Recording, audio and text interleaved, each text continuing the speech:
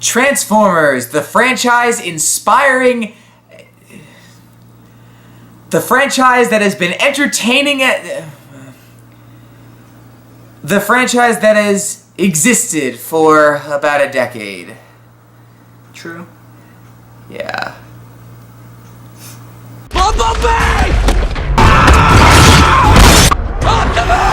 So I have not seen a single Transformers movie, and I never plan to. It is sort of the masculine version of the Twilight franchise, of things I will never see, nor have any interest or desire to see.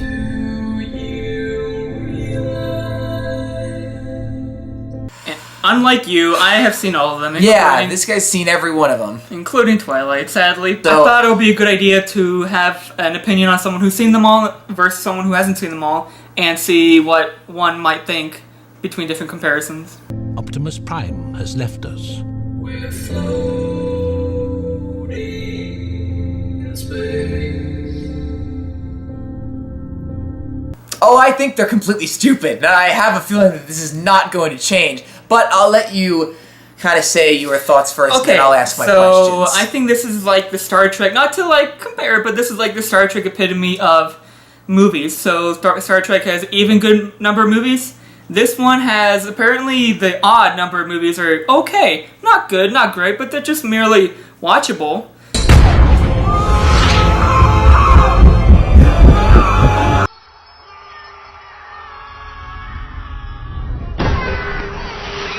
And this one kind of falls in that category too. Well, the last film, Age of Extinction, the fourth one, was god-awful. This one isn't as bad, but it's still not good as a film completely. So still bad. Bad. Still Transformers. Bad. Dare I say, are there any redeemable characters? And by Michael Bay standard, does that mean there are generic characters, or are there bland characters? So it's funny, we have returning characters from the fourth film, the official reboot of the films, but oh, goody. We have Mark Wahlberg returning, yay, but we don't have his daughter, but yet she is back as like on the phone and she's present somehow. It's weird, because in the first half of the film we get characters like kids who find Autobots and they just do stuff, but then they kind of leave, and they come with like new characters such as Anthony Hopkins and a British chick. I don't even remember her name, because why would you? It's a Michael Bay film. Why would you remember their names? As opposed to the actors who played them. And if you don't know the actors who play them, then you're out of luck. They're both bad. She's completely hot, and making fun of her ethnicity, and of course Anthony Hopkins has the worst dialogue ever. I don't know what was that. Your daughter, what would you say to her? Brush your teeth, work hard. Stay away from any boy in a band, especially a drummer. And then we have Josh Duhamel returning from the original trilogy, but what does he really do? Operation is over. We're not giving up on Prime, okay? But, oh, okay, the humans, we all know the humans are not the best part of these movies. Transformers themselves. And so the Autobots, all of them are back, and, that's not even a good thing either. And then, like, Megatron comes back. See, I'm already forgetting what happened in the film, and this came out. Did Optimus's turn to evil, the great story that for some reason with Fate of the Furious and okay, with, you know, yeah, I'll Luke compare Skywalker and Jedi, like they want to do the whole thing where it's like, is the hero going to turn bad? Well, is there any actual story of, you know, worth in this? This is what people thought when Vin Diesel was going bad, and that looked really stupid, but it was actually pretty cool, in my opinion. And people thought that Optimus would be pretty cool as an evil, as an evil Prime, or Nega Prime, whatever his name was, but it was actually really stupid.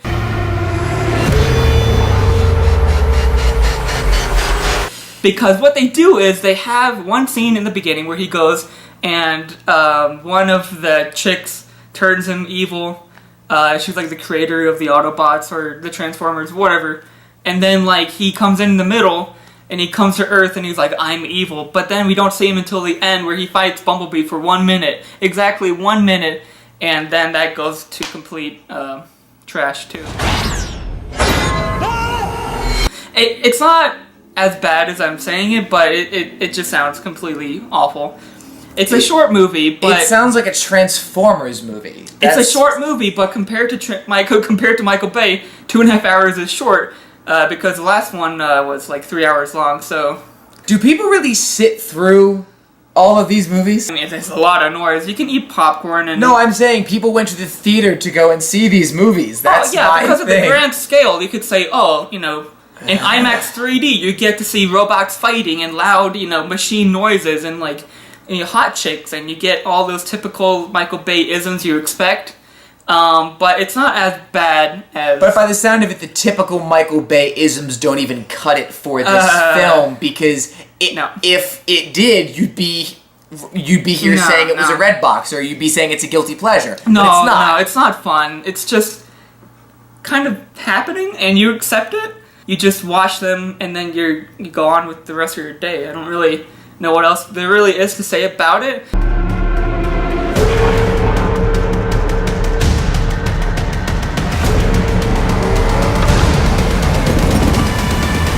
It's fine. It is what it is.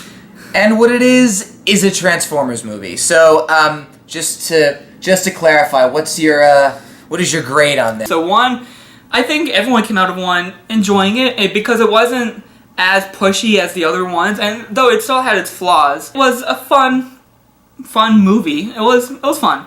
But then the second one was not as fun. Well, they go to like Egypt, and Megan Fox is even more of a profound character. But you have scenes including, let me get your reaction on this, humping dogs, and a mom taking a pot brownie, and we get to see genitalia of Decepticon. I've been desensitized to these things by this point. Well, the third one kind of switches up the action and makes the Transformers aliens themselves, and they kill the humans. And I don't really like the movie, but the second half completely rewards it with having a amazing battle like Chicago, and it's cool. It's actually really well choreographed. But then the fourth one was what I was just talking about, and it had nothing redeeming about it. I hate cheap knockoffs.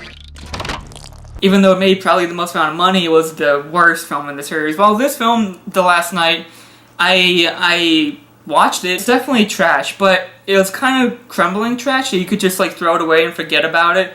I wouldn't really say Redbox it. I mean, if you're a big fan of the series, you go out because it's one of the better films, but that still isn't saying much.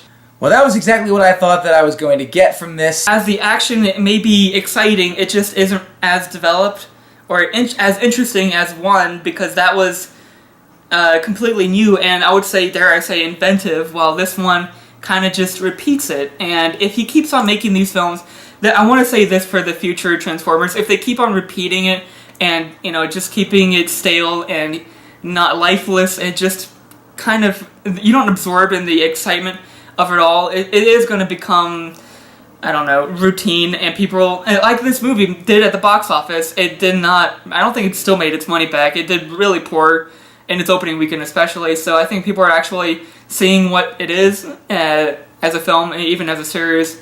And if Michael Bay steps down, I know they're making a Bumblebee spinoff next year with Haley Steinfeld. I'm not excited for that, but I'm at the least bit hopeful, because this one wasn't as bad as 4, so maybe they can step up their game and have a good director, still with good action. You can have explosions in films, but what you can't do is put the explosions in the foreground and make it a character itself rather than put the characters in the background.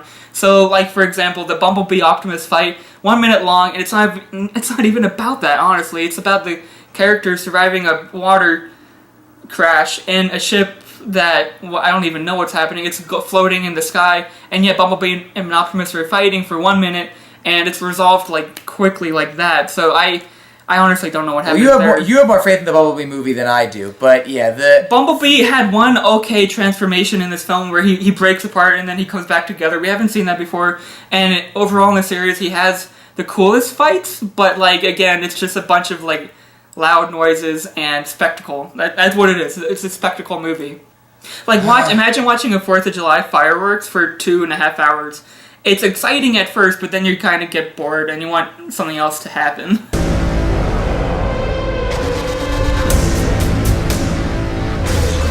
I want to stay, and I want to fight them. couldn't have said it better myself. As usual, whenever you want to see a movie, check in with us. One of us will have seen it. usually him. But Yeah. thanks for watching. Bye.